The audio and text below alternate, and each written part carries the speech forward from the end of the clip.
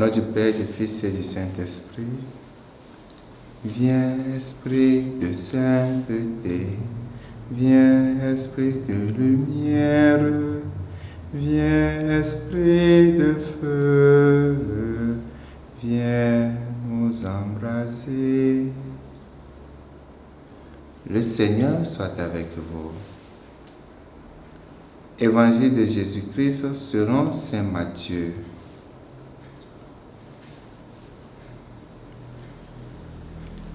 En ce temps-là, voyant les foules, Jésus gravit la montagne. Il s'assit et ses disciples s'approchèrent de lui. Alors, ouvrant la bouche, il les enseignait. Il disait: Heureux les pauvres de cœur, car le royaume des cieux est à eux. Heureux ceux qui pleurent, car ils seront consolés. Heureux les doux, car ils recevront la terre en héritage. Heureux ceux qui ont faim et soif de la justice, car ils seront rassasiés. Heureux les miséricordieux, car ils obtiendront miséricorde. Heureux les cœurs purs, car ils verront Dieu. Heureux les artisans de paix, car ils seront appelés fils de Dieu. Heureux ceux qui sont persécutés pour la justice, car le royaume des cieux est à eux. Heureux êtes-vous si l'on vous insulte, si l'on vous persécute, et si l'on dit faussement toutes sortes de mal contre vous à cause de moi. Réjouissez-vous, soyez dans l'allégresse, car votre récompense est grande dans les cieux. C'est ainsi qu'on a persécuté les prophètes qui vous ont précédés. Acclamons la parole de Dieu.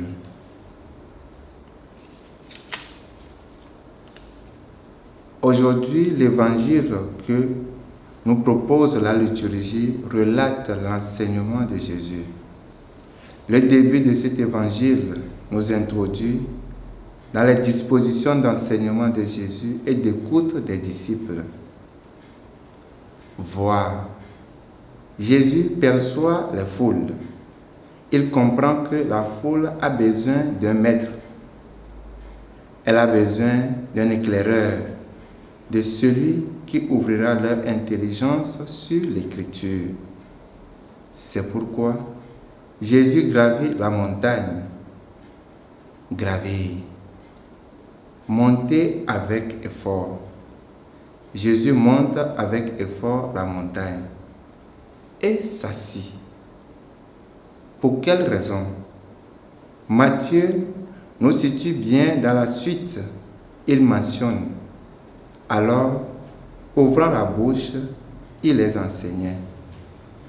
Alors, je comprends que Jésus s'assoit et ouvre la bouche pour accomplir sa fonction d'enseignant, l'une des trois fonctions que lui-même assigne à ses disciples. Ainsi, il devient un modèle. Par ses gestes, Jésus invite toutes les personnes exerçant la fonction d'enseignement à avoir des yeux, des regards pour lire les signes des temps, comprendre la situation des hommes et voir celle de leurs destinataires. Il s'agira donc de prendre des positions d'enseignant en évangélisant, en enseignant dans la vérité. Ses disciples s'approchèrent de lui. Les disciples sont très proches de Jésus pour l'écouter. Les disciples et les foules attendent l'enseignement de Jésus. À l'instar des disciples et des foules, ayons l'attitude d'écoute.